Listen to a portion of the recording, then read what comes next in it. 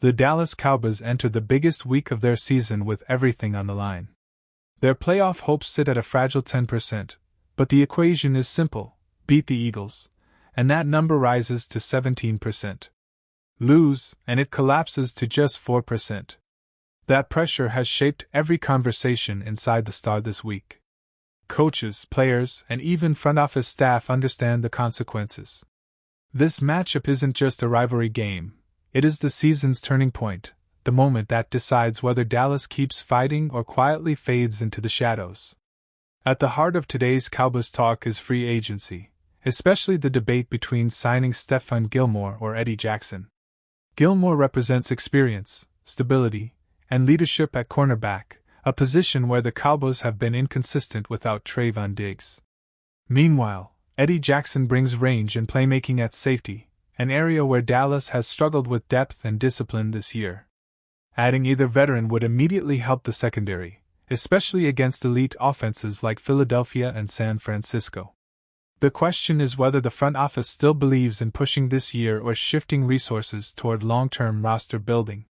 Another major topic is the future of the Cowboys' Big Three, at defensive tackle: Kenny Clark, Quinnen Williams, and Osa Odighizuwa. They've completely transformed the middle of the defense and given Dallas something it has lacked for years: interior dominance.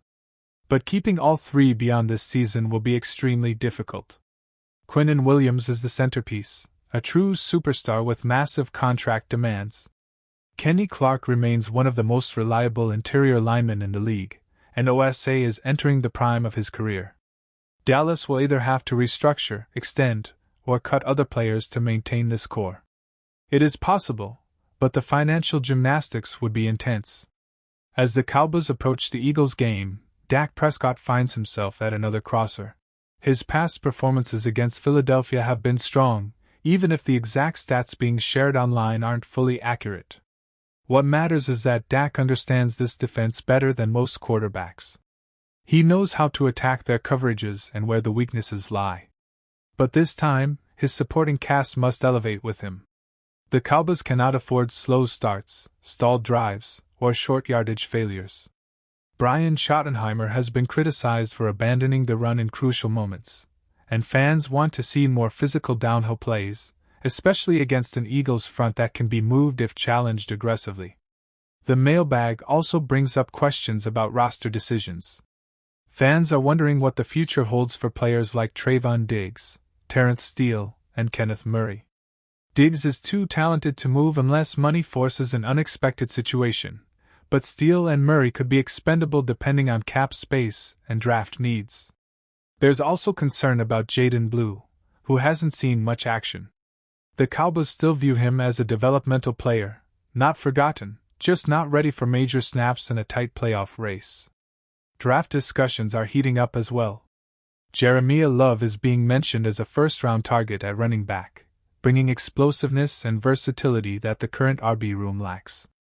Carnell Tate, the wide receiver from Ohio State, is another fan favorite: polished route runner, smooth athlete, and a long-term weapon opposite CeeDee Lamb.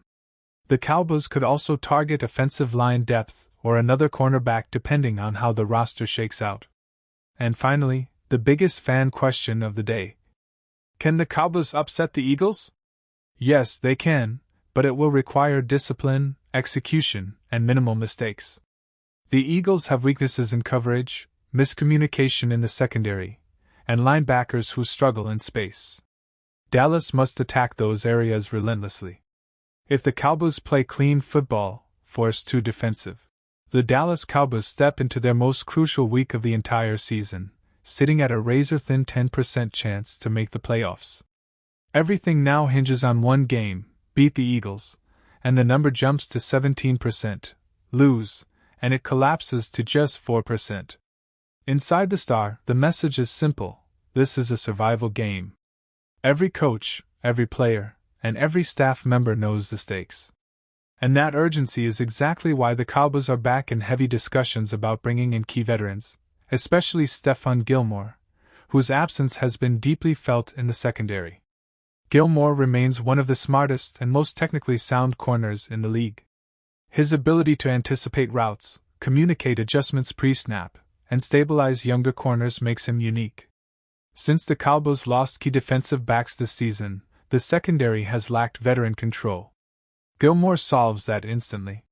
He knows Dan Quinn's language, he knows the system, and he knows the locker room. Many inside the organization believe that reuniting with Gilmore could be the fastest way to patch the coverage breakdowns that have cost Dallas big plays in critical moments. At the same time, the Cowboys are also evaluating Eddie Jackson, but the comparison highlights why Gilmore remains such an attractive option. Jackson brings range at safety, yes, but Gilmore brings command. Jackson can create turnovers, but Gilmore prevents the kinds of mistakes that lead to desperation. And if the Cowboys enter the Eagles' game undermanned at corner, the need for a steady veteran presence becomes even more obvious. For a team trying to salvage playoff hopes, Gilmore represents both immediate help and a proven voice the defense respects. The Dallas Cowboys enter the biggest week of their season with everything on the line. Their playoff hopes sit at a fragile 10%, but the equation is simple: beat the Eagles, and that number rises to 17%. Lose, and it collapses to just 4%. That pressure has shaped every conversation inside the Star this week. Open-minded, but they won't force a signing there either. As we move deeper into the show, we shift back to the broader outlook of this team. The Cowboys are still fighting for postseason positioning, but every week feels like a survival test. They need Diggs back, but they also need discipline from their young stars, consistency in the running game, stability on the offensive line, and a clear long-term plan for how this roster will look in December and January. The coaching staff knows that this year isn't simply about week-to-week survival. It's about defining an identity that can withstand adversity. Injuries have challenged them. Rumors have challenged them. Chemistry has been tested. But this team still has enough talent to stay in the hunt. What they need now is clarity. Clarity on who returns from IR. Clarity on who contributes immediately. Clarity on whether the offense can find its balance. And clarity on whether the defense can survive long enough to get its stars back healthy. As we close the first hour and move into the second, the focus shifts toward projections. What does the Cowboys' defensive structure look like if Diggs returns in Week 13 versus Week 15? How does the offense change if Pickens and Lamb synergize instead of clash? What adjustments could Mike McCarthy and the staff implement to reduce sideline tension and boost execution? And which two players should realistically receive those final IR return designations? At this stage, Peyton Turner seems like a prime candidate because of the defensive depth concerns. Josh Butler could help the secondary stabilize even before Diggs comes back. Maffa offers running back insurance. Keegan and Cornelius help the offensive line. Thomas adds safety depth.